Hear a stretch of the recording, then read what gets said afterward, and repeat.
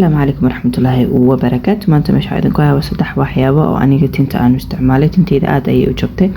way iska jajabay way iska go'aysaa waana gooyay marka very weak ay noqotay daawooyinka markaan marinayay marka meesha waxaan ku haystaa waa biotin kiniini waa dietary supplement iyo vitamin qof walba sidoo u garanayo marka soo dhawaada ayadin la gabdhahay quruxda badan channelka waa channelkiina sa idin sheego hooyo on a budget anything waa qiimo macquul ah ka helaysiin oona idin anfacayo waa idin la soo wadaagaa marka biotin kan wuxuu u fiican yahay skinka wuxuu u fiican yahay tinta wuxuu u fiican yahay generally your immune system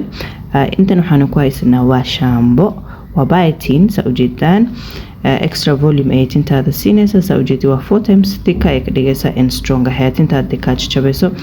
marka wayna ku kobcinaysaa I think you've noticed waxa ku qoran biotin kaniiniga la qeynano waa biotin markaad doonanaysid waxaad raadsataa shaambo oo biotin ku jirto ma fahanteen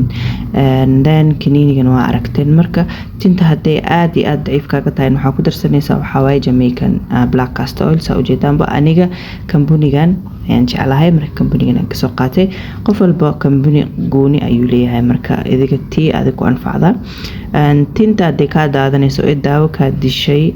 daawo ku caawinaysa anigoo kale aad iyo aad ay caawisay marka ila soo tijaabiya ayaa idin leeyahay marka gabdho qofkii daneynayo this is not maxaa la dhahaa advertisement waxba ku mehelay idin kale idin faa'iideynaa since this is our channel hooyo on a budget waxa la wixii qurxinta ah on a budget waxaad ka helaysaan BBS Mall Fast Flow U Health store aad kartaan marka